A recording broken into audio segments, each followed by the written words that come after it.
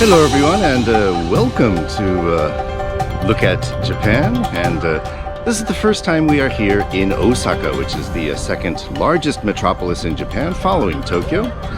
Of course, if you visit Osaka, one place that you must put on your itinerary is Osaka Castle. It's a lovely place to visit. If you're here as a tourist, it's a must. If you're here on business and you've got a free morning or a free afternoon, I highly suggest that you come here, not just to visit the castle, go up into the main tower, but also to stroll around the park. It's really, really gorgeous here. And if you happen to be a jogger too, why not come early in the morning, because a lot of Osakans use this park for their jogging purposes in the morning. So, let's have a look at Osaka Castle today.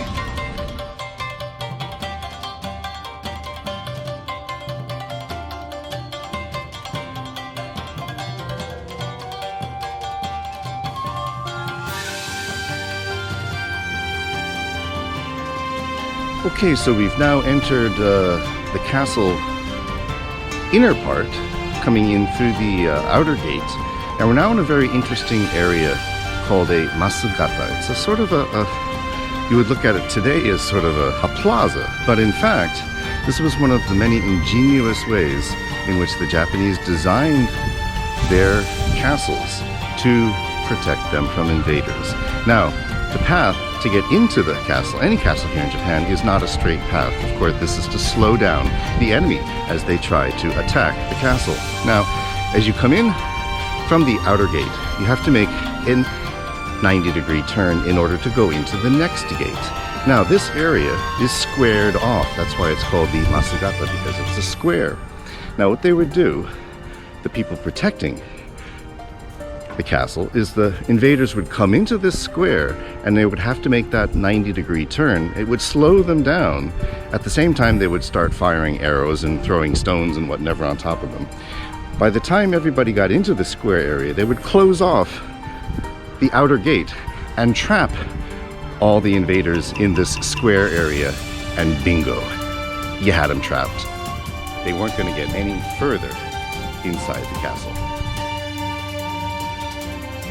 Here, you can see two of the giant stones that comprise the castle's extensive wall. The fourth largest, Otemitsuki, which is 5 meters tall by 11 meters wide, and Ote Nishiban are just two fine examples. And just a short walk from the square, you'll find the inner moat and its massive stone wall. Alright, so I'm now standing in front of the bridge that goes over the inner moat. And if we take that bridge across and go through the gate, which you see behind me, we will then go into the area which has the main tower. The main tower is the third generation Osaka Castle. It was destroyed, burned. It's reconstructed. It's ferro-concrete now, but it has been reconstructed to look as it did hundreds of years ago, so it is a fine example of Japanese castle architecture. There are many different buildings around here that have been around since the Edo period, which is at least 150 years ago. Now, you can go inside this tower too. You have to pay a small entrance fee, but if you go inside the tower, it has a museum with exhibits of historical artifacts, and the top floor has an observation deck which offers magnificent panoramic views of Osaka City. Now, this is the latest addition to Osaka Castle. Right adjacent to the main tower is a historical building. It used to be an armory during World War II, and it's been transformed into a space with shops and restaurants, and it's called Miraiza Osaka-jo, or Miraiza Osaka Castle. You can check out the different shops in there. You can have some coffee, tea, a beer, and of course of special note is the rooftop terrace, where you can have a wonderful meal, and it's also open after dark, which means you can have a wonderful dinner while viewing the main tower of Osaka Castle, all illuminated. The inner area, or Honmaru, also contains a lovely garden and pond, which is the home to flocks of ducks. A path around the pond offers wonderful views of the tower in a completely different setting. Now, let's take a short photo journey of the Osaka-jo Castle main tower and the turrets that protect its outer moats.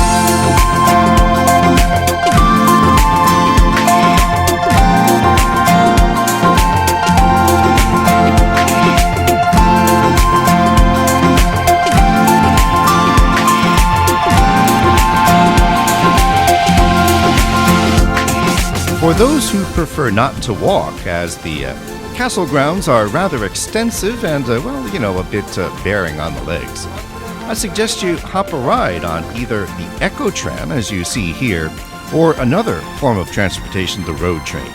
Now, they usually operate regularly in the daytime. Access the castle's website for stop locations and fee details. Now, just outside the inner moat is Hokoku Jinja, a shrine built in honor of Toyotomi Hideyoshi, who ruled Japan while living in Osaka-jo Castle. Now, in addition to a statue of the famous warlord, the shrine enshrines two of his successive shogun generals. People pray here for personal success and promotions. Today, it is a popular place for Shinto-style marriage ceremonies. Osaka-jo Castle is open daily. Admission to the park and grounds are free. Now, the grounds also have a plum grove and Ninomaru Garden, which has beautiful cherry blossoms and a huge lawn that often hosts outdoor concerts. I'll tell you about it and show you the views of the castle in a future edition. Restaurants and cafes in Miraiza serve lunch and dinner. In addition to the rooftop restaurant, I suggest the shop where customers can become a ninja and purchase ninja souvenirs. Well, that's all I have for you this time.